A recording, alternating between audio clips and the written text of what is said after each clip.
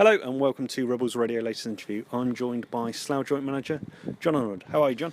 I'm okay, thanks. Yeah, a frustrating and interesting event-filled game up at Merthyr today on 3G. What were your thoughts? Yeah, certainly very eventful.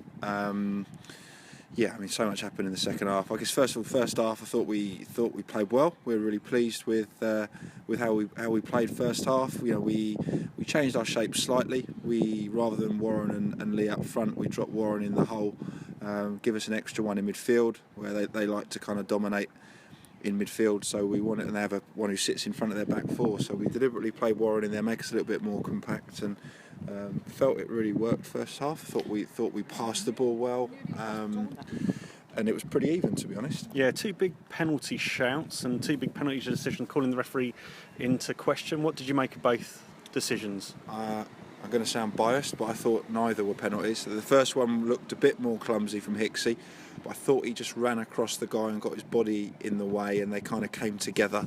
I thought that would have been harsh. The second one was a fantastic tackle from Adam New on the stretch. In the end, it didn't matter because Scotty saved the penalty. The ref spoke to me at half-time and apologised for getting the decision wrong. He said he blew too quickly, should have given himself some thinking time.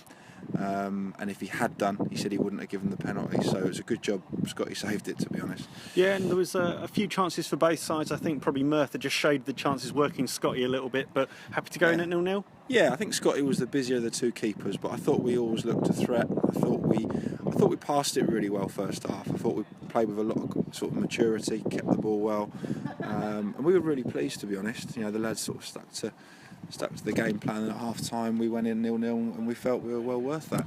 And then some big incidents at the start of the second half. Obviously Scotty picked up an injury. What was that about? Yeah, he just one of his kicks, he just felt his groin, he tweaked his groin, and obviously he tried to carry on, but he pretty soon realised he wasn't mobile at all.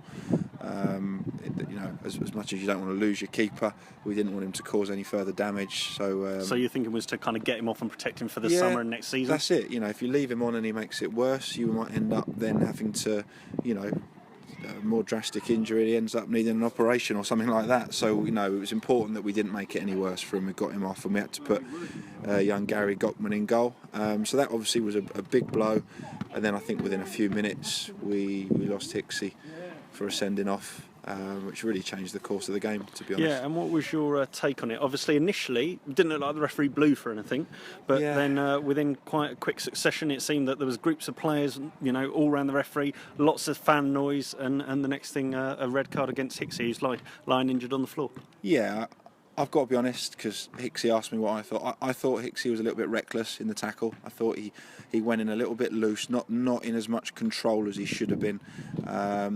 I couldn't really see their players angle the way he went in, but you can see he went over the top of Scotty Hicksy.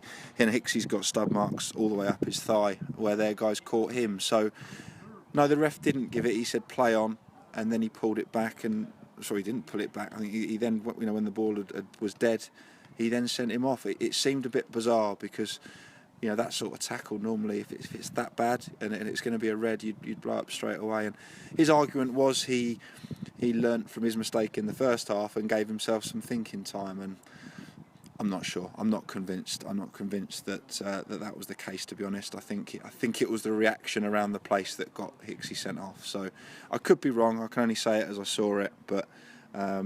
That went against us, and then very much up against it. Obviously, away from home, Merthyr knocking the ball around well, 10 players, and then a winger in goal. Yeah, they're a good side, and they passed the ball well. And I thought the way we set up stopped them hurting us for the first kind of 55 minutes until these problems. And then, when you're down to 10 men, it's very difficult. They move the ball well, and we were going to do well to hang on to a point at that point. So we just tried to hang in there.